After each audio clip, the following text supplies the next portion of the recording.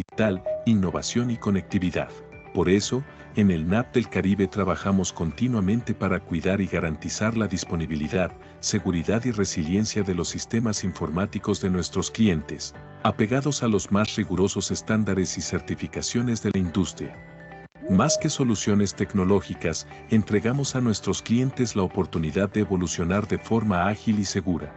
Nuestra oferta de centro de datos para alojar sistemas tecnológicos de misión crítica, plataformas de cloud público y privado, soluciones de ciberseguridad, analítica avanzada y capacitación se conjugan con una amplia experiencia. Nuestra amplia red global de aliados y socios de negocios, basados en nuestra neutralidad, nos aportan flexibilidad y un gran alcance que transferimos a nuestros clientes.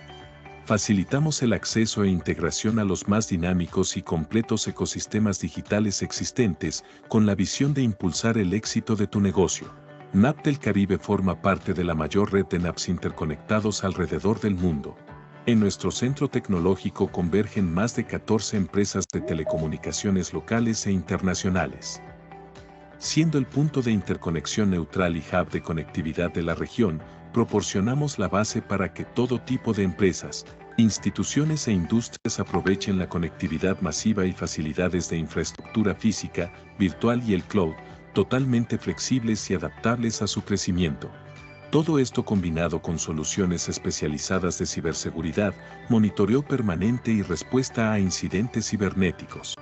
Desde nuestro Security Operations Center ofrecemos SOC como servicio, respuesta a incidentes, monitoreo permanente usando inteligencia artificial, servicios profesionales de ciberseguridad.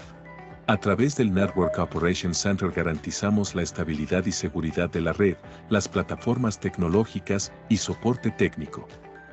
Para el NAP, la tecnología y el talento humano son la fuerza motriz detrás del cambio y la innovación. Aprovecha los beneficios de la economía de escala y apóyate en la experiencia de nuestros técnicos certificados, disponibles las 24 horas los 7 días de la semana. Imagina un mundo en donde las oportunidades cobran vida. En el NAP del Caribe llevamos tus expectativas más allá del... En un mundo inundado de información, surgió una nueva disciplina que permitiría aprovechar esa avalancha de datos. Así nació el Big Data. Imaginen todo lo que podríamos descubrir si pudiéramos analizar grandes volúmenes de datos de manera eficiente. La analítica de datos tiene el poder de transformar nuestra forma de tomar decisiones y resolver problemas. Por fin han encontrado una forma de procesar y analizar grandes cantidades de datos de manera más rápida y eficiente. En solo unas décadas, el Big Data ha revolucionado industrias enteras. En América, hemos sido testigos de un crecimiento extraordinario. El volumen de datos generados se ha triplicado en los últimos 5 años. En 2022, se estimaba que el 40% de los datos mundiales se generaban en nuestro continente. Empresas han invertido más de $50.000 millones en proyectos de gobierno de información en el último año. El 70% de las empresas consideran que la inteligencia de datos es fundamental para su competitividad y toma de decisiones. Los científicos de datos han logrado grandes avances. Ahora pueden obtener información valiosa de patrones, tendencias y predicciones que antes eran inimaginables. El Big Data está cambiando la forma en que vemos el mundo. La inteligencia artificial nos ha dado el poder de transformar industrias, mejorar la eficiencia y tomar decisiones más informadas. Pero también nos desafía a proteger la privacidad y la seguridad de los datos. Es un viaje emocionante y en constante evolución. Según un informe de IDC, se estima que para el año 2025, la cantidad de datos generados en América Latina crecerá a una tasa anual del 43%, alcanzando un total de 13.3 zettabytes. En el sector financiero de América, el Big Data ha sido fundamental para detectar fraudes y mejorar la gestión de riesgos. Se estima que el gasto en análisis de datos en la industria financiera de América del Norte y América Latina superará los $9.5 mil millones para 2025. Estos datos muestran el crecimiento exponencial del Big Data en América y cómo ha impactado en diversos sectores, desde la salud hasta el comercio minorista y el sector financiero. La inteligencia artificial continúa siendo una fuerza impulsora en la toma de decisiones empresariales y la transformación digital en toda la región. Hoy, dos grandes empresas se unen para crear una solución innovadora.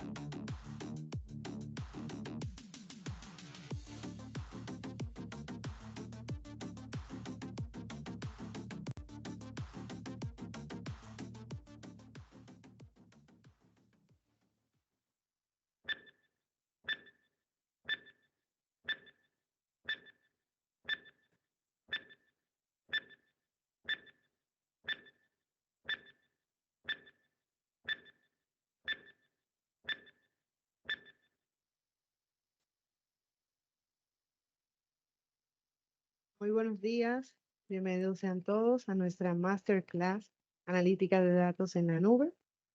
En nombre del NAP del Caribe, su división NAP Academy junto a iData Academy, hemos elaborado este Masterclass para orientar y guiar a los profesionales sobre las habilidades necesarias para navegar en este interesante mundo del Big Data y analítica. Importante resaltar que es innegable que los datos son el núcleo de las decisiones estratégicas y operacionales en todas las industrias. Durante este encuentro, vamos a explorar cómo la analítica avanzada en la nube no solo mejora la eficiencia y la velocidad en el procesamiento de grandes volúmenes de datos, sino que también amplía nuestras capacidades para extraer insights significativos que impulsan la innovación y el crecimiento empresarial. Y para guiarnos en este camino, nos acompaña Jimmy Alejandro Herrera, líder técnico de iData y profesor de iData Academy. Él es Data Engineer, experto en estructura de datos y arquitecturas tecnológicas, necesarias para la ingestión, procesamiento e implementación a grandes escalas de ampliación de uso de datos de forma intensiva. Bienvenido, Jimmy. Muchísimas gracias a todos, equipo, por esta bienvenida y bueno, y por esta participación de todos. Sí, como lo mencionas, entonces vamos a estar navegando ahorita y ascendiendo con los datos, con este mundo de Big Data. Voy a compartir mi pantalla y yo creo que podemos empezar, ¿cierto? Bien, me avisan por favor si se puede ver. Creo que ahí ya estoy compartiendo la pantalla. Listo. Excelente. Entonces, esta presentación la titulamos Data Rise o Ascendiendo con los Datos. Mi nombre es Jimmy Alejandro Herrera. Hoy en día soy el director técnico de iData. También he sido profesor y soy profesor de iData Academy. Tengo ya más de 7 años más o menos de experiencia en todo este mundo de los datos y de la ingeniería de datos, de la arquitectura de datos. Inclusive me ha tocado la transición de poder tener toda esta analítica desde nuestros datos on-premise, desde nuestras arquitecturas on-premise, hasta haber llegado a la nube y esa transición que estamos dando y que ahorita se ha consolidado bastante. Entonces, eso es un poco de mí, un poco de mi carrera, y ahorita vamos a ver cómo vamos a potencializarnos en nuestros roles, cómo vamos a ascender con nuestros datos, ¿sí? Primero, entonces vamos a entender qué está pasando, qué es lo que está pasando hoy en día o qué ha venido pasando, ¿sí? Primero, en esta era digital, en esta actual era digital, estamos viendo que nos estamos inmersos en un océano de datos, ¿sí? Cada día hay más clics, cada día hay más transacciones, cada día hay interacciones, ahorita con todo esto de las plataformas en línea, y estamos generando algo que se llama una huella digital. ¿Sí? Esta huella digital se genera a través de todas estas interacciones que tenemos en la web o a través de todas las interacciones inclusive que tenemos en físico que se capturan a través de las cajas de ventas, de los cajeros automáticos, a través de las entidades de recepción de pagos. Cualquier transacción que hagamos hoy en día está dejando una huella digital. Bien, y en esta huella digital, y esta huella digital tenemos que leerla, tenemos que entenderla. ¿Sí? Porque esto alimenta un vasto ecosistema de información. Entonces, todo esto es una ola, es un torrente y ha transformado radicalmente la forma tanto en que vivimos, trabajamos y nos relacionamos. ¿Por qué? Porque como lo estamos entendiendo, como la estamos entendiendo, hemos podido transformar esta vida, ¿sí? Ahora, esto también viene amarrado a una serie de desafíos interesantes, ¿sí? Porque eso no es fácil de entenderlo, no es fácil de manejarlo. Entonces tenemos desafíos como cómo vamos a gestionar todo esto, cómo vamos a procesar, cómo vamos a extraer el valor a toda esta avalancha de información, ¿cierto? Esos son algunos de los desafíos que se nos presentan hoy en día con toda esta ola de interacciones y con todo este océano de datos. Eso es lo que está pasando hoy en día, es innegable para todos lo entendemos, ¿cierto? Entonces, ahora vamos a ver cómo ocurre el surgimiento de un nuevo rol, ¿sí? Al vernos inmersos en toda esta avalancha de datos, es necesario que la industria dé nacimiento a este nuevo rol, ¿sí? El ingeniero de datos, en medio de este contexto, es un arquitecto moderno de información. Y la tarea más importante es poder navegar por todas estas corrientes y, mejor aún, poder canalizar estas corrientes, ¿sí? Transformarlas hacia algo que llamamos activos de información. Ya los datos y toda esta avalancha son un activo para las organizaciones y de hecho es uno de los activos más importantes. Son activos que ofrecen a las empresas ser más competitivas e inclusive se deben cuidar y proteger como cualquier otro activo, ¿sí? Porque esto inclusive pues, puede amenazar con riesgos hacia otras organizaciones. Entonces, ese es el ingeniero de datos, ese es el arquitecto moderno, y decimos moderno porque tenemos que salirnos de la caja un poco del arquitecto típico de ingeniería que hemos conocido. Ahorita es un arquitecto moderno que trabaja en soluciones modernas, ahorita vamos a ver un poco de ello, y es ese maestro constructor que está detrás de estas infraestructuras tecnológicas que nos van a permitir abordar esos desafíos, captura, procesamiento, análisis eficiente de mucha gran cantidad de información. Entonces, de esa manera, en medio de ese contexto, es que surge este nuevo rol. ¿Estamos de acuerdo? Bien. ¿Y cuáles son sus funciones? Vamos a ver un poco acá entonces sobre las funciones de ese ingeniero de datos y cómo han venido evolucionando. Bien. Entonces, tenemos función diseño de arquitectura de datos. Aquí nos dice, vea, es que hay que crear y mantener la estructura y disposición de los datos dentro de la organización, asegurando que sean escalables, eficientes y seguros, ¿sí? Eso tiene un nivel de complejidad de aprendizaje alto, ¿bien? Porque necesita un entendimiento fuerte sobre las herramientas, sobre las estructuras que hoy tenemos a nivel tecnológico para poder crear una arquitectura que sea sostenible, escalable y eficiente. Bien, esa es una de las funciones principales de ese nuevo rol. Vamos a ver también cómo hay otras funciones, como el desarrollo de pipelines de datos, entiéndase por pipeline como flujos, ¿sí? Los datos siempre son una corriente y tenemos que coger esa corriente y canalizarla por unos flujos. Por eso el concepto de pipe, ¿sí? Tenemos que llevar toda esa corriente de datos y mostrarla, moverla, hacerla mover a través de unos flujos que construye el ingeniero de datos. Entonces son trabajos automatizados que van a permitir ingestar, procesar, almacenar, ¿sí? Y garantizar la integridad de todos esos datos. No podemos dejar que el flujo de datos se desvirtúe o se deforme. Bien, por el contrario, tenemos que darle mucho mayor forma, mayor orden para que el flujo siga su camino. Bien. Y otra funcionalidad muy importante es integración de datos. Como sabemos, los datos vienen desde diferentes fuentes, diferentes bases de datos, diferentes mecanismos. Se capturan en formatos diferentes. Ya no es como antes, donde solamente teníamos bases de datos o archivos. Ahorita tenemos APIs, ¿sí? Tenemos eventos de logs, con todo este tema de IoT, tenemos captura de imágenes, captura de sensores, de audio. Entonces tenemos una diversidad de fuentes de información y de formatos, y por eso es que necesitamos integrarlos a todos. Bien, para ello necesitamos unas herramientas especializadas en poder hacer esas integraciones y unos conceptos de integración también importantes, como son consultas a APIs, consultas a protocolos de IoT, ¿sí? Bueno, y un montón de temas que nos van a ayudar a integrar toda esta diversidad de datos. Aquí abajo vamos a ver cómo ha evolucionado un concepto muy importante, y es el concepto de ETL.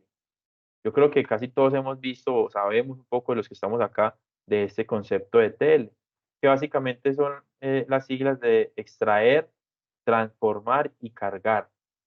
¿cierto? Miren que aquí en este lado izquierdo están los sistemas orígenes, todo lo que genera transacciones, todo lo que en el mundo real se captura a través de transacciones, eventos o sensores, ¿sí? O envíos de mensajes, etcétera. Entonces, por eso acá vamos a ver bases de datos de CRMs, de ERPs, ¿sí? De log, y todas estas bases de datos las vamos a extraer para transformar y luego cargar en un repositorio que llamamos Data Warehouse. Así lo hacíamos un par de años atrás, inclusive pues hay empresas que todavía tienen este concepto de ETL. Hoy en día ya está un poco más formalizado, de hecho hay más conceptos, pero el más estable ahorita es el concepto de ELT, y donde yo primero extraigo y centralizo y cargo en un data lake, en un repositorio más robusto, y luego ahora sí transformo estos datos. Bien, entonces son dos conceptos aquí que traemos sobre la mesa, donde ahorita actualmente tiene muchísimo más performance, muchísimo más usabilidad el del lado derecho, que es ELT, extraigo, cargo y luego transformo. ¿Sí? Acá en los cursos en los cursos que vamos a tener o que tendremos en NIAT Academy con NAP del Caribe, vamos a entender por qué se dio esta transformación, vamos a entender por qué tiene mucho mayor performance el concepto de la derecha y bueno, y todos los conceptos derivados que tiene esto. Entonces aquí mencionamos tres funciones importantes, apuntándole a la arquitectura y al desarrollo e integración de datos. Pero también hay otras funciones que no podemos dejar atrás y es optimización de rendimiento.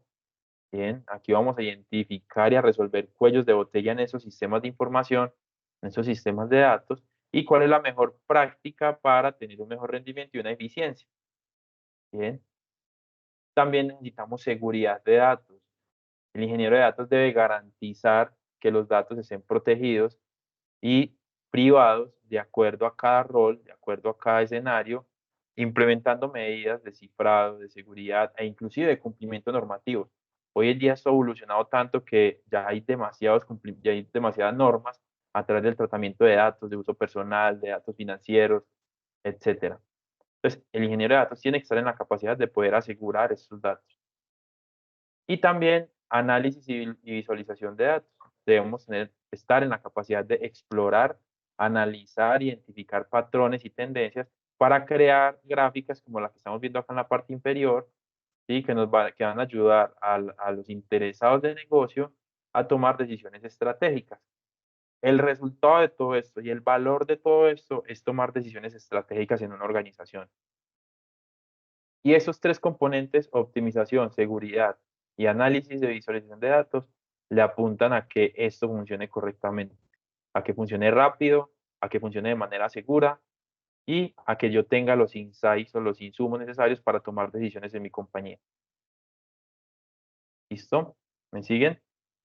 Entonces, ya hablamos hemos hablado ahorita cómo estamos inmersos en un contexto que no va a cambiar, que por el contrario ese contexto va a seguir incrementándose, que es la avalancha de datos, la avalancha de transacciones.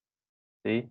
En ese contexto, en medio de ese contexto, nace este nuevo rol de ingeniero de datos y se le asignan unas funciones. Bien, y esas funciones van a estar orientadas a poder crear valor con los datos, productos de valor, y que al final de todo es tomar decisiones estratégicas de mi organización. Hasta ahí estamos ubicados en ese contexto. Bien, perfecto. Entonces, ¿por dónde empezamos? Es la pregunta, ¿sí? Llega una persona que quiere ser ingeniero de datos, recién graduado o empezando en todo este mundo, y la pregunta es, ¿por dónde empezamos? Una pregunta muy, muy típica hoy en día, debido al vasto crecimiento de este rol, de herramientas, de técnicas y demás, pues de pronto puede ser un poco desorientado por dónde empezar. Bien, aquí vamos a guiar, a tener una pequeña guía de por dónde empezar. Y primero, algo muy importante es entender qué es eso del Big Data. ¿Qué es eso que escuchamos del Big Data o de los macrodatos? Lo primero que se nos viene a la mente, pues es Big de grande y datos, ¿cierto? O sea, muchos datos o datos muy grandes. Pero no solamente es eso. Hay un concepto muy famoso, muy divulgado, pues, en el mundo, y son las famosas 5 Vs, que antes eran 3, ahorita pues ya se le han incrementado, pues, algunas otras. Y estas 5 Vs son volumen, ¿sí? Volumen, es innegable que cuando hablamos de Big Data podemos estar hablando de mucha cantidad de información. velocidad, bien, no por la velocidad en que tenemos que reaccionar o crear arquitectura, sino la velocidad en que estos datos crecen, ¿sí? Y por ende tenemos que manejar ese desafío. Hoy los datos crecen de una manera muy veloz. Entonces, esa es la segunda V, velocidad. Tenemos variedad, lo hablábamos ahorita, ya no solamente son datos estructurados, ¿sí? En tablas, ya son datos de video, de audio, ¿sí? Sensores. Allá hay una gran cantidad de variedad de datos y tenemos que afrontar ese desafío.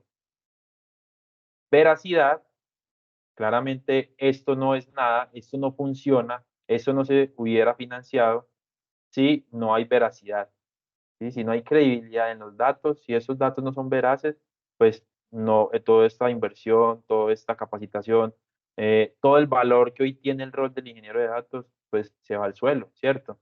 Eso tiene que tener veracidad. Y claramente valor que si yo domino los anteriores Vs, pues estamos seguros de que vamos a dar valor, ¿cierto? Entonces, esas son las 5 Vs que anda por todo el mundo explicando el Big Data, ¿cierto? Es una manera útil, es una manera fácil de caracterizar tanto los beneficios, pero también los retos, porque así como hay beneficios, hay retos detrás. Entonces, es importante que para empezar entendamos este concepto de Big Data. Bien.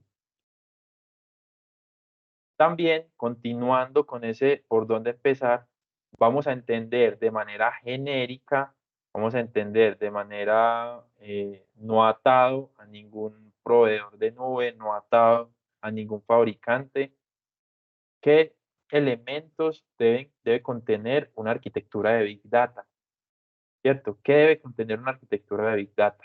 Y aquí estamos viendo como una representación, en una representación gráfica, qué elementos tiene una arquitectura de Big Data o debe tener. Entonces, primero, es claro que debemos de tener unos orígenes de datos, unos data source, ¿cierto? Eso es innegable. Luego de esos data source, pues tenemos que tener procesos de almacenamiento, ¿sí? Y de procesamiento en batch. Recordemos que un procesamiento en batch no es más que un procesamiento por lotes y por eventos de tiempo. Es decir, cada hora, cada día o cada mes, yo cojo una porción de datos y la proceso, ¿cierto? Eso es procesamiento en batch. Pero también puede haber procesamiento en streaming, ¿sí? ¿Qué es procesamiento en streaming? En corriente continua. Es decir, a la vez que van llegando los datos, los voy procesando, ¿sí? El primero tiene ciertas ventajas y desventajas, el segundo también tiene ciertas ventajas y desventajas. Por ejemplo, ventajas del primero es que puedo procesar gran cantidad de información con una calidad muy exacta, porque yo cojo el batch, cojo el pedacito y lo proceso, lo limpio y tengo todo el tiempo para disponerlo a una visual analítica. En cambio, en el procesamiento en tiempo real, yo no tengo tanto tiempo para limpiar los datos. Entonces puede que tenga datos basura o datos que no requieran ser analizados. Pero ¿a costa de qué? A costa de que estoy viendo en el mismo momento que está ocurriendo la transacción, ¿cierto? En cambio, en batch tenemos la ventaja de que yo tengo un delay de un día, un mes, una hora, mientras cojo y proceso. Los tengo más limpios, los tengo más procesados, pero con un delay. En procesamiento en streaming, los tengo en línea, los tengo ahí mismo que lleguen, pero puedo tener el riesgo de tener datos sucios porque no tengo tiempo de limpiarlos. Estos son algunos de los beneficios, pros y contras, pues, de procesamiento en batch, procesamiento en streaming, pero a la final todos llegan a un almacenamiento analítico y a la final todo se ve en productos y reportes analíticos. ¿Listo? Y en la parte inferior vamos a ver toda una arquitectura, todo un mecanismo de orquestación. Es decir, yo tengo que tener una herramienta, una arquitectura, un software que me permita orquestar cada uno de estos flujos para poder llevarlos a buen término. ¿Listo? Vamos a ver cómo en las diferentes sesiones de cursos de ingeniería de datos vamos a poder ver qué servicios ponemos en cada una de estas cajitas, dándoles nombres propios y aprendiéndolos a manejar. Eso es súper importante. Bien, perfecto. Y entonces, ¿qué más debemos saber? ¿Sí? Recordemos que estamos es cómo empezamos. Acá hay que entender algo muy importante, el ingeniero de datos que está iniciando en este mundo, ya entiende entonces sus roles, sus funciones, ya entiende lo que es una arquitectura de Big Data, ahora necesita entender cómo lo que vamos a hacer con los datos va a otorgar valor, pero también entender el nivel de dificultad que esto conlleva, ¿sí? Y tiene que entender qué pregunta resuelve según el valor de dificultad y qué valor va a otorgar a una compañía. Por eso es que estamos viendo esta gráfica donde en el eje X vamos a ver el nivel de dificultad y en el eje Y vamos a ver el valor que le otorga a una organización una solución realizada con estas técnicas. Vamos a ver cómo vamos escalando dependiendo de las preguntas que vamos respondiendo, ¿sí? Por ejemplo, si vamos a responder la pregunta ¿qué sucedió? Miren que es una pregunta que está en pasado, es una pregunta que le da paso a todo lo que es la analítica descriptiva. Responde el qué sucedió. Es decir, yo necesito los datos, mi histórico de datos y analizar qué fue lo que sucedió, qué vendí, qué compré, qué perdí, qué gané, ¿cierto? ¿Qué sucedió? Eso resuelve el BI o lo resuelve la analítica descriptiva. Bien, por eso acá también está la palabra retrospectiva. Bien, es mirar hacia el pasado. Una vez yo responda el qué sucedió, yo puedo seguir avanzando en mi nivel de dificultad y de conocimiento y también puedo avanzar en el valor que voy a otorgar. Porque entender qué sucedió me da un valor, ¿sí? Me da un valor de entender qué fue lo que pasó, pero si yo sigo avanzando hacia el por qué sucedió, que es la famosa analítica de diagnóstico, ¿sí? Y luego sigo avanzando al qué sucederá, todo eso me abre ya el campo a lo que es analítica y analítica avanzada. Ya miren que esas preguntas ya no son fáciles, ya no son tan fáciles. ¿Por qué sucedió? Eso que sucedió, ¿por qué sucedió?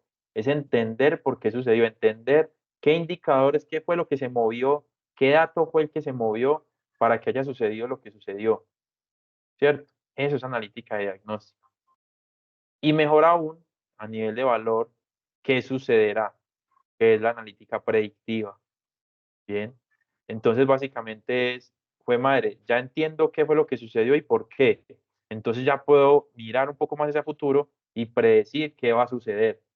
Y de esa manera ya tomo decisiones estratégicas en mi organización. Listo.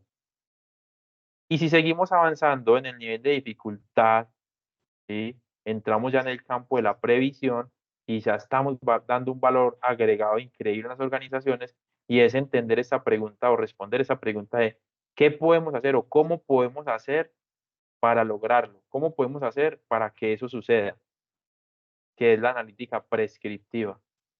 ¿Qué tengo que mover? ¿Qué tengo que impulsar? ¿Qué tengo que bajar? ¿Qué tengo que comprar para que suceda esto? ¿Cierto?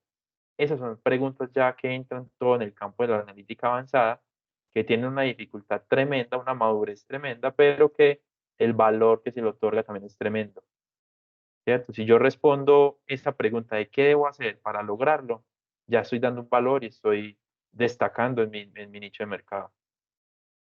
Entonces, de nuevo, continuando con la ruta, el ingeniero de datos debe aprender esto, debe aprender a responder esas preguntas y debe entender que lleva una mayor dificultad, un mayor nivel de madurez en los datos, pero también que el valor que voy a entregar va a incrementarse. ¿Listo?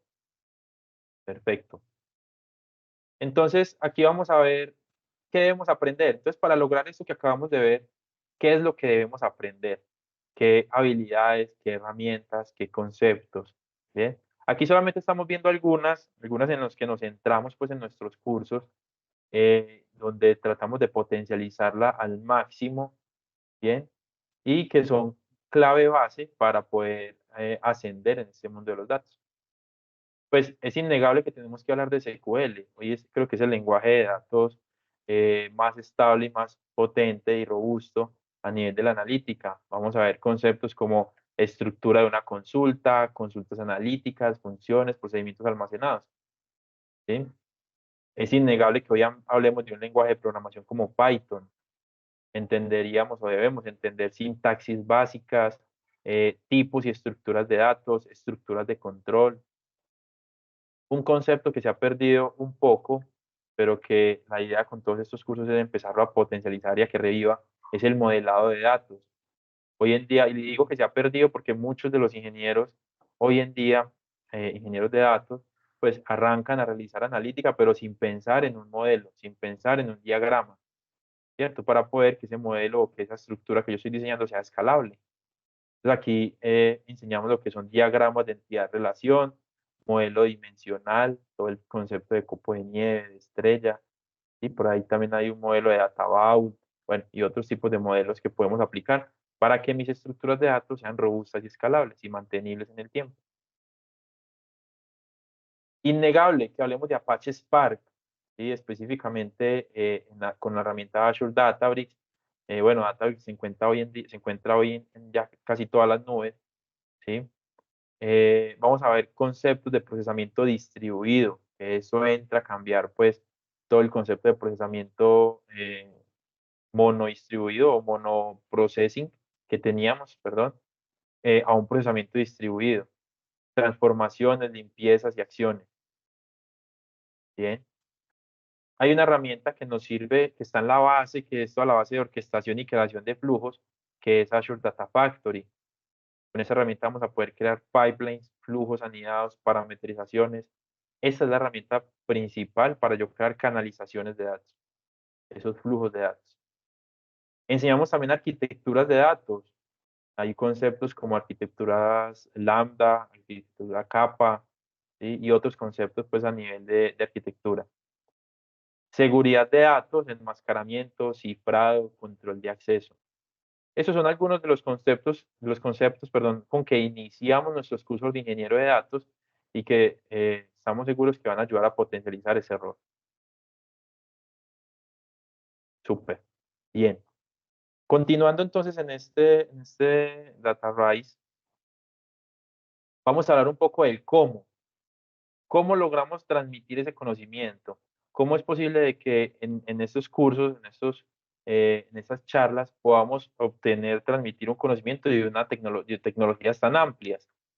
Entonces, lo que hacemos primero es tener, obviamente, profesores bastante capacitados en este tipo de tecnologías y en este tipo de metodologías de enseñanza, donde partimos de toda la raíz y el concepto base de lo que vayamos a enseñar. Por ejemplo, aquí estamos viendo un par de slides, vamos a ver un par de slides, y con estos dos slides estoy seguro de que vamos a aprender a ejecutar un query SQL, ¿cierto? Entonces aquí hay un concepto que es el orden de escritura de una consulta SQL. Si yo quiero escribir una consulta, tengo que escribirla en este orden generalmente. Inicio con un select, que eso es una cláusula que me dice qué columnas va a aparecer en el resultado. Luego con un from, que indica cuál es el origen de los datos que yo quiero extraer. Luego sigue el where, que me filtra de todo ese conjunto de datos, me filtra los datos de acuerdo a la coincidencia de un predicado. Un group by me organiza todas esas filas, me los organiza en valores únicos y agrupados por una serie de elementos que yo le puedo indicar por una lista especificada. El having que me filtra esos grupos y una vez yo tenga los grupos clasificados, yo filtro cada uno de esos grupos, ¿sí? Y el order by que el resultado me los ordena de acuerdo a una lista de columnas. Entonces, ese es el orden de escritura de una consulta SQL. Si yo escribo una consulta en este orden, esa consulta va a funcionar, ¿cierto? Pero este orden de consulta es totalmente diferente a cómo el motor procesa la consulta, ¿cierto? Creo que de pronto pocos sabemos que hay un orden de procesamiento y más aún pocos sabemos que hay unas implicaciones, el entender por qué se procesa de esta manera. El motor de SQL entiende y procesa las consultas en este orden. Primero identifica el from, luego el where, group by, el having, el select y por último ordena, ¿cierto? Y cada fase opera en una o más tablas como entrada y cada fase devuelve una tabla virtual como salida, ¿cierto? Y eso lo podemos asimilar. Imaginémonos que nosotros tenemos un montón de neveras, ¿sí? Un montón de neveras que van a representar una tabla. Entonces si yo quiero obtener datos o en el ejercicio, quiero obtener algo de esa nevera, yo primero tengo que identificar a qué nevera voy a ir, ¿cierto? Por eso primero identifico el from, a qué nevera voy a ir. Listo. Luego que vaya a la nevera, luego que ya identifique la nevera, voy a procesar o identificar el where, ¿sí? Es decir, de la nevera cuando la abra y mire todo, ¿qué es lo que quiero tomar? Si lo que quiero tomar está en el congelador, si lo que quiero tomar está en la sección de bebidas o está en la sección de verduras, o sea, ¿qué es lo que quiero tomar de allí? Y una vez sepa qué es el where, o sea, qué es lo que quiero tomar, tengo que agruparlo. O sea, si me fui para las bebidas van a estar agrupadas en bebidas solamente de agua, con gas, sin gas, o bueno, alcohólicas. Las agrupo, ¿sí? Filtro esos grupos y luego ahora sí selecciono la bebida que voy a obtener, ¿sí? O las bebidas que voy a obtener. Una vez las seleccione, yo las puedo ordenar, ¿cierto? Entonces, con esa analogía simple, de pronto entiendo un poco el motor, cómo es que funciona en un mar de tablas, en un mar de una base de datos grande. Por eso es que funciona de esta manera. Listo. Entonces, entendiendo cuál es el orden para yo escribir la consulta y cuál es el orden para procesarla, ya podemos tener ejercicios como este. Entonces, aquí tenemos un ejercicio sencillo. Tenemos una tabla de ventas que contiene la información sobre ventas de una tienda, con las siguientes columnas: el ID de venta, la fecha de venta, el producto, la cantidad y el precio unitario. Acá hay un requerimiento que nos indican y es que queremos realizar una consulta analítica para calcular el total de ventas por mes para el producto de camisetas, ¿cierto? Entonces, si nosotros pensamos cómo ejecuta el motor, primero para escribir la consulta, primero pensemos qué queremos obtener. Lo que queremos obtener es el total de ventas por cada mes. O sea que es innegable que yo tenga que seleccionar primero en la columna de mes, como estamos viendo aquí, la columna fecha es una columna que tiene año, mes, día. Entonces, por eso es que aquí le damos un formato para que solamente tenga año, mes, ¿cierto? Y tenemos que calcular el total de las ventas por mes. Recordemos que las ventas es un precio unitario y hay una columna que se llama cantidad. Entonces, tenemos que hacer una sumatoria de la cantidad por el precio unitario y eso me da el total de las ventas. Miren que aquí con este as estamos renombrando la columna, la salida. Luego tenemos que partir del from, o sea, ¿dónde están los datos? Están en la tabla de ventas. Luego, ¿qué yo quiero filtrar? ¿Yo qué voy a analizar? Por acá nos dijeron que es el producto de camisetas. Entonces filtramos por el producto, o sea, igual a camisetas. Necesitamos agruparlo, que se arme en grupos por ese año mes, ¿sí? Y por último, ordenarlo por ese mismo año mes para que tenga una consulta ordenada. Entonces, con 3 slides sencillos y un caso de uso sencillo, aprendemos a escribir una consulta que nos va a empezar a dar valor. Vamos a entender cuál es el total de las ventas mes a mes de esta compañía, ¿cierto? Y escenarios como ese, en las clases hay muchísimos, donde paso a paso entendemos y dominamos el lenguaje SQL, y así por cada una de las tecnologías. Así vamos avanzando con Python, con Spark, etc. Bien, perfecto. Aprender haciendo. Sí, bastante importante, aprender haciendo. Yo creo que hoy en día, donde los cursos en línea, los cursos virtuales toman mucha relevancia, ¿sí? Pero toman mucho más relevancia si yo voy haciendo eso que estoy aprendiendo. En eso nos enfocamos, ¿cierto? Entonces, planteamos casos de uso de la vida real, porque recordemos que somos empleados también de una empresa de analítica, de una empresa que trabaja con datos. Tenemos innumerables cantidades de casos de uso reales, de experiencias reales, y los traemos sobre la mesa de aprendizaje. Entonces, aprender haciendo es una de las clave para poder asumir el conocimiento, ¿sí? Montamos casos como este. Aquí estamos viendo un caso, ¿sí? Que perdónenme ahí la cantidad de texto, pero pues quería traer a colación un caso como este. Trabajas para una empresa de comercio electrónico y necesitas analizar el comportamiento de compra de los clientes para mejorar la estrategia de marketing, ¿cierto? Entonces, en estos casos que planteamos, primero ayudamos a que el ingeniero de datos se conecte con el negocio, ¿sí? ¿Cómo así que se conecte con el negocio? Hay que entender que necesitamos mejorar las estrategias de marketing, ¿cierto? ¿Para qué? Para poder captar más clientes, poder que los productos que tenemos un poco que no se mueven, poder que se vendan más. Pero para ello necesitamos analizar cómo se comporta la compra de los clientes. Entonces tenemos una serie de pasos donde hay que recopilar datos, hay que almacenarlos, hay que procesarlos, analizarlos y generar un informe para la toma de decisiones. Ese casi que es el end-to-end típico de un proyecto de ingeniería de datos, ¿cierto? Entonces damos las pautas sobre las herramientas, damos las pautas sobre cómo son las fuentes y cómo debemos extraerlas y procesarlas.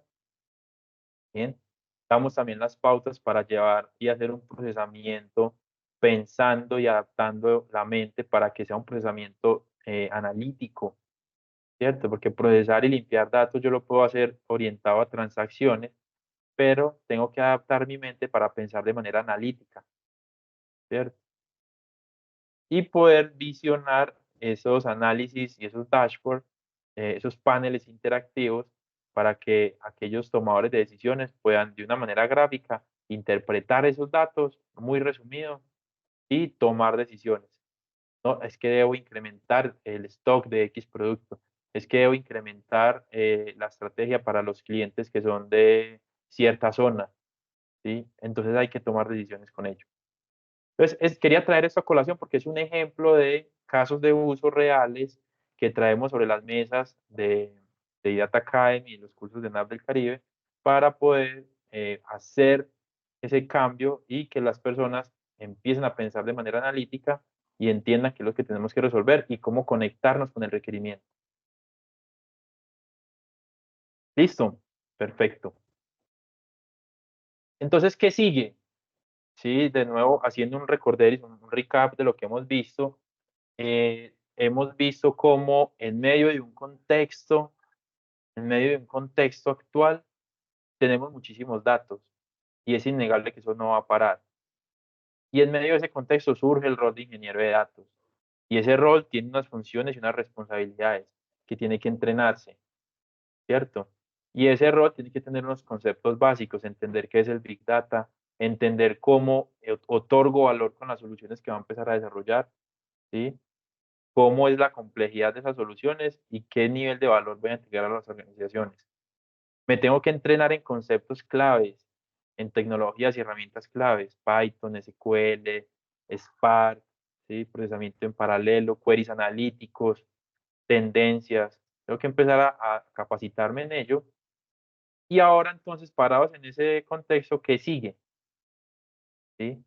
Aquí en este slide lo que queremos mostrar es cómo hemos venido evolucionando hasta llegar a un concepto disruptivo hoy en día, que es el Generative AI, ¿cierto? ¿Cómo llegamos a ese Generative AI? Primero, por allá en 1956, ya estábamos buscando crear máquinas inteligentes, ¿cierto? Se daban los primeros pinos para buscar esas máquinas inteligentes y se introdujo el concepto de inteligencia artificial. No fue sino hasta 1997 que llegó todo el conjunto de Machine Learning, ¿sí? Que es un subconjunto de la IA, donde ya nos permitimos o ya pudimos crear máquinas que puedan aprender con los datos que hoy tenemos, ¿cierto? Y empezamos a hacer esas primeras predicciones. Por allá en 2017 llegó todo lo que es el Deep Learning, que es más una técnica, ¿sí? Donde utilizamos capas de redes neuronales muy parecido a como el ser humano hoy piensa, ¿sí? Y poder procesar esos datos y tomar decisiones con este concepto de Deep Learning. Y por último llegamos a este concepto que es Generative AI, donde es un concepto bastante disruptivo, ya no son modelos específicos para cierto uso, sino que ya son modelos generales de lenguaje que me van a permitir crear contenido escrito, visual, auditivo, a partir de un conjunto de indicaciones dadas, ¿cierto? Hoy el ingeniero de datos está adoptando esta tecnología, está adoptando este concepto de Generative AI. ¿Y cómo lo podemos aplicar? ¿Sí? ¿Cómo podemos apoyarnos en este Generative AI para nuestras labores? Entonces, aquí vamos a ver una serie de casos y conceptos importantes de esta tecnología. Entonces, primero vemos una palabra prompt. ¿Qué es un prompt? ¿Cierto? Recordemos que estos modelos son modelos de lenguaje. Son modelos que reciben instrucciones y que son capaces de crear contenido. Entonces, el prompt no es más que las instrucciones, ¿cierto? Instrucciones que yo le voy a dar al modelo para que el modelo me genere contenido. Por eso estamos hablando de Generative AI. creación de contenido. Entonces aquí vemos como un ejemplo, en este ejemplo, cómo le estamos pasando un prompt, le estamos diciendo, ven, por favor escríbeme un eslogan, ¿sí? Para una tienda de helado. Ese es el prompt, esa es la instrucción. Y el modelo, a través de todo su entrenamiento que ya tiene, me genera un eslogan para esa tienda de helado, ¿cierto? Pero también hay muchísimos otros casos. Hay casos a nivel de asistentes, por ejemplo, donde yo puedo reportar algún problema con alguno de mis servicios, de mis aparatos o lo que sea, y él con su conocimiento ya tiene entrenado, es capaz de poder responder y guiar a esa asistencia, ¿cierto? También tenemos muy importante prompts a nivel de lenguajes de programación, ¿cierto? Si yo le explico al modelo cómo está construida mi tabla, yo le puedo pedir de manera en lenguaje natural, le puedo pedir que me haga un query específico, una consulta específica, y el modelo me la va a escribir. ¿Por qué? Porque ya tiene todos los conceptos a nivel de query, a nivel de consulta, de SQL, y simplemente ya me está armando una consulta. Eso es bastante robusto porque hoy en día ya podemos hacer soluciones demasiado rápidas con lenguaje natural, ¿cierto? Y también ya modelos a nivel de imágenes y video, donde yo le puedo dar una descripción de la imagen que yo quiera generar o el video que yo quiera generar y el modelo me la genera. Entonces, son bastante robustos estos modelos de LLM y la aplicabilidad en el rol de ingeniería de datos es muy amplia. Es muy amplia y vemos cómo otorgan valor de una manera sencilla, de una manera en lenguaje natural y que nos va a aportar muchísimo pues a crear valor a la organización. Bien, perfecto. Entonces, de esta manera, equipo, a todos, muchas gracias por participar en este espacio. Queríamos dar un review de cómo en este mundo lleno de datos, entender el Big Data, cómo ha evolucionado, cómo surgió el rol, cómo ha evolucionado y qué esperamos de ese rol ahorita con todos estos modelos de lenguaje. Y por ende, pues, cómo apoyamos nosotros desde Data Academy, desde NAP del Caribe, a que este rol siga ascendiendo, siga potencializándose a través de estos cursos. Quería dejar ese pequeño espacio para preguntas, observaciones. Muchísimas gracias, Jimmy. Es exacto, como dices, este momento está destinado para que ustedes puedan pues compartirnos sus preguntas, sus dudas o comentarios en el chat. Muchas gracias.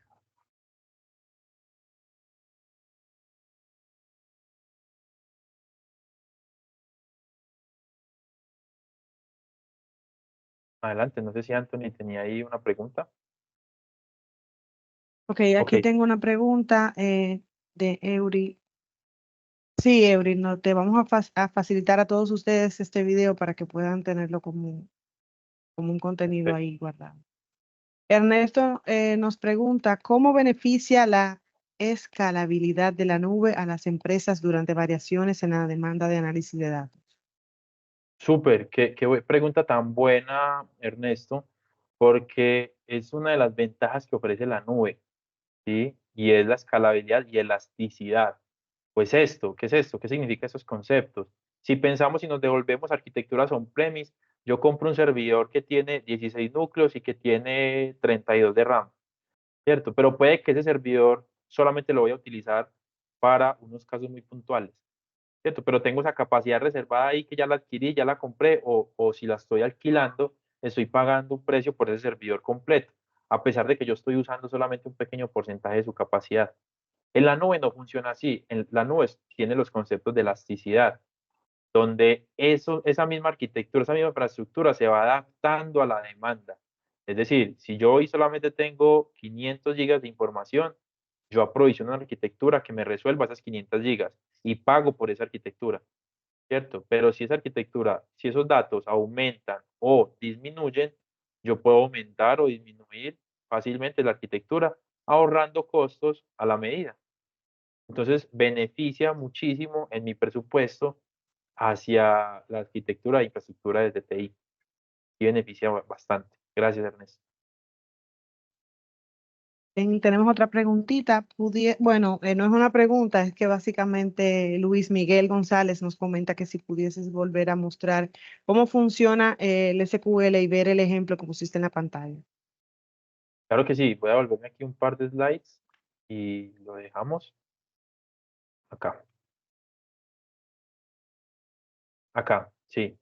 Ahí rápidamente, escribir una consulta se escribe en este orden. Primero selecciono, luego digo de qué tabla, luego digo el where, el predicado, lo agrupo, ordeno mis grupos o filtro mis grupos y ahora sí ordeno mi consulta. El orden de procesamiento es diferente a como yo lo escribo. El motor entiende la consulta de esta manera. Primero va a la tabla, luego filtra, luego agrupa, luego filtra los grupos, ahora sí selecciona los elementos y por último ordena. Hacíamos la analogía pues con los refrigeradores. Y aquí estamos viendo el ejemplo donde el caso es poder realizar una consulta para calcular el total de ventas por mes. Aquí nos dicen cómo es la tabla, ¿cierto?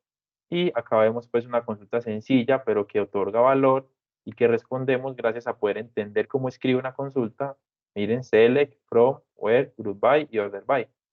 Si yo escribo esto en otro orden, no va a funcionar. Tengo que escribirla en este orden.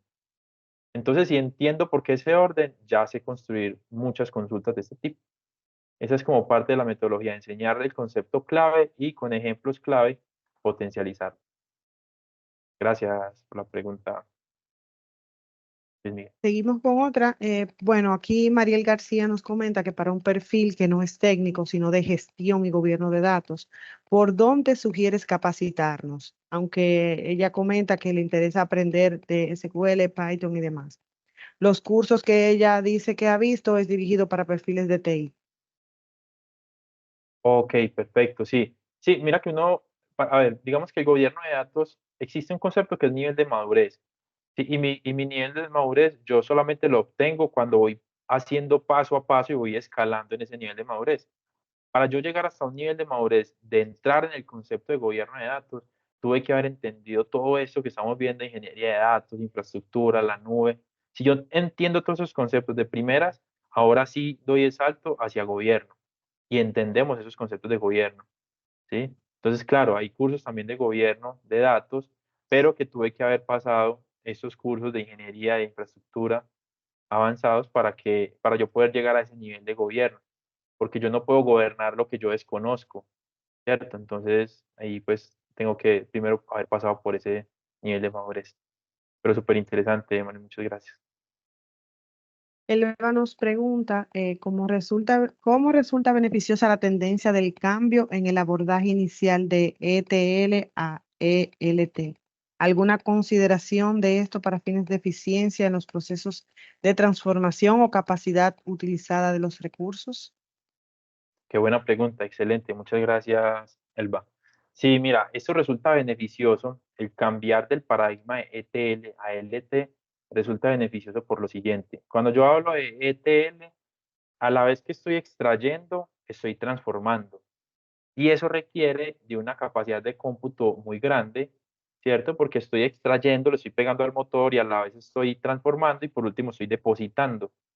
¿Cierto? Este concepto exige una capacidad de cómputo grande y de orquestación de datos grande, ¿cierto? Pero también me tiene un límite de tiempo.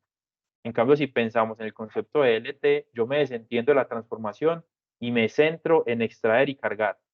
Si yo me centro en extraer y cargar, estoy abstrayendo todavía la transformación y ya tengo todos mis datos en un data lake centralizado. A partir de ahí, yo puedo empezar a transformar.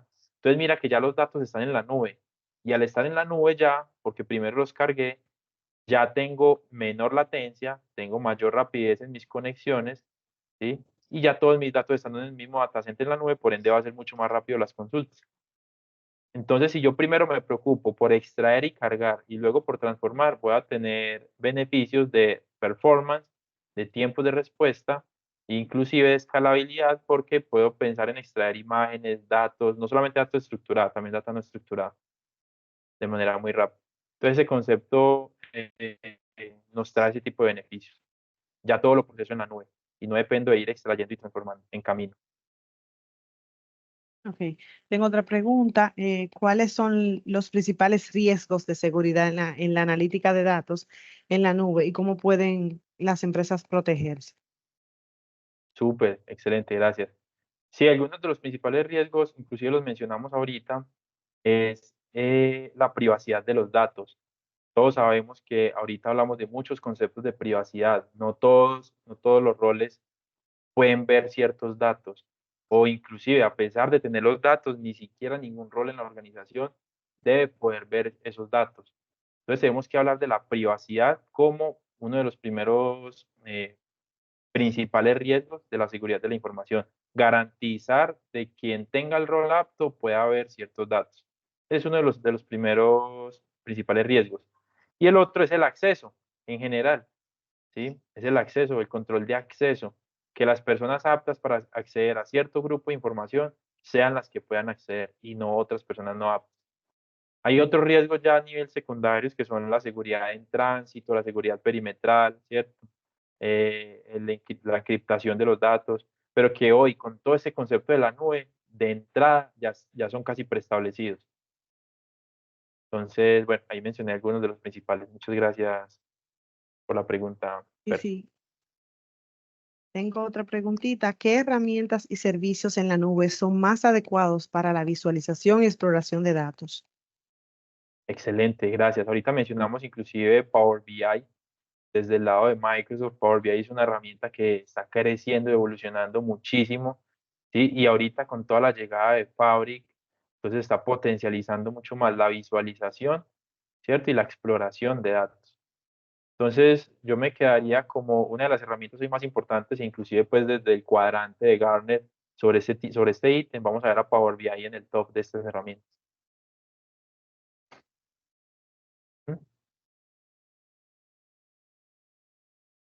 Tengo otra preguntita también. Alexander Ramírez nos pregunta, un saludo Alexander, ¿cómo puedo medir los datos no estructurados?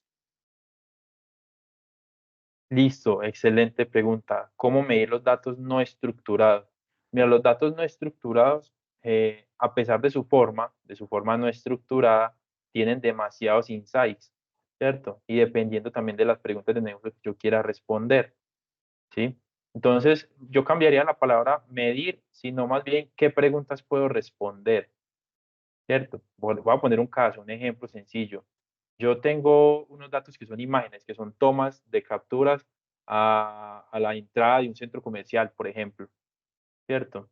De un centro comercial. Y son imágenes de la entrada de cada que entra una persona, hay una imagen que captura. Una imagen es un dato no estructurado, ¿cierto? Pero entonces la pregunta de negocio dice, ¿cuántos niños entran al supermercado, por ejemplo, a ese supermercado? Entonces, a través de ese análisis de esas imágenes y a través de un modelo donde yo identifique la persona, si es un adulto, si es un niño, yo puedo empezar a contar y a medir cuántos niños entraron en el supermercado, ¿sí? Entonces, más que medir los datos estructurados, es qué preguntas de negocio puedo responder y cómo responderlas. Ahí es donde está la clave. ¿Mm? Perfecto, tenemos otra pregunta de Pedro Marcel. ¿Cuáles son los desafíos comunes durante la implementación de la analítica de datos en la nube y cómo se pueden superar? Súper, qué buena pregunta, porque ahorita estábamos hablando un poco de los desafíos que vienen o que trae innatamente el Big Data. ¿Cierto? Que por eso hablamos de las 5 Vs, ¿sí? Y esos desafíos se cumplen hoy o se solventan hoy con la implementación de analítica en nube.